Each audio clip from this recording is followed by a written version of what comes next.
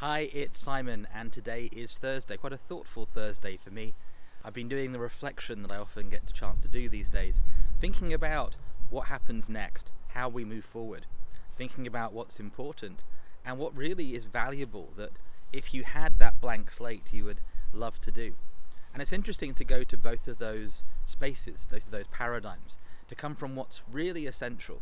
You know, if you strip back to zero, do a complete reset and you were starting again, what would you really need in order to not just survive, not just to live, but ideally to thrive as well?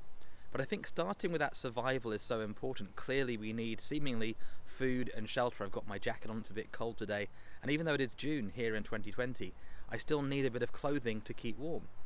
Now, that may not be the case all over the world. I've travelled a bit, maybe you have too, and there's been places where honestly, just a hat, a towel and a swimming costume, I'm good to go. Places where honestly, you just want to be in the air conditioning or a fan all day because it's so warm that you don't need that clothing. I've also been in places where I've been wrapped up in Arctic gear and it has literally been like we need to get in the warm in these adventures we've done over the years. And so it points at something, how easily we can flip from a space of discomfort to comfort, and how much comfort can become challenging to maintain. I think a lot of us today, and I know that maybe not true for you, but it is for me, we're looking at what do we want to keep sustaining. There are things we've got used to, habits we've mainly developed over a few months and years, even a few decades.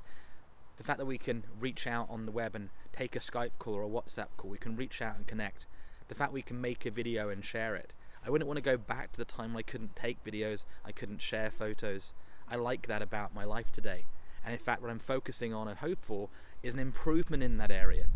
I like the fact that we can now share this message and upload and download data through the internet. I was there before there was an internet. I remember those first broadband modems, which were really slow, but you could start to share information. But I love now able to see 4K video content, even live streaming with friends around the world and interacting, not just one-to-one, but one-to-group. I love that on the good days. And so if you said to me you have a choice, you can go back to none of that, or keeping it or improving it, I'm going to side with the keeping and improving. But there are other areas where I think we need to think differently. Now you've heard that before, I'm sure, this idea of thinking differently, having a new perspective. And I'm honestly going to tell you that right now, I'm not sure exactly where this all ends up. I'm clear that there is definitely something around who we are as people, how we're breathing, how we're thinking, and this aspect of communication and optimizing communication is so vital. If I look around what I've noticed online, in the media, and through clients and partners in the last few days, so much of the communication is lost.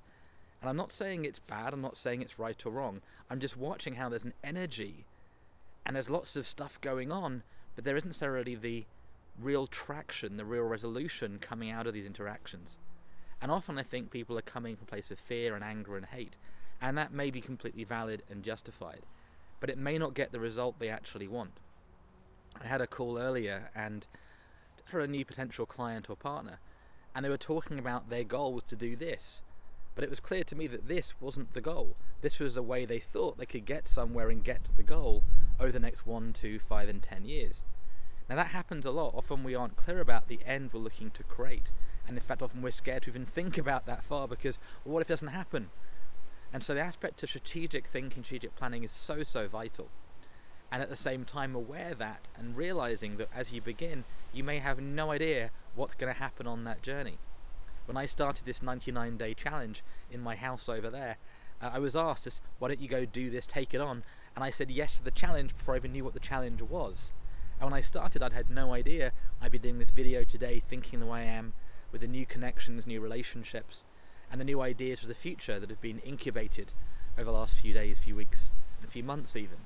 Now we're about 3/4 of the way through, we're into the 70s at this point. We're not finished, but we have begun. And I think with any endeavour, there is the aspect of thinking and documenting and sharing and starting and taking that first step. And sometimes that first simple step, that simple idea you take action on, can make all the difference. In fact, it almost always does. But it may not seem that way at the time. And it can take time, sometimes years and decades, to see the fruits of what you've planted.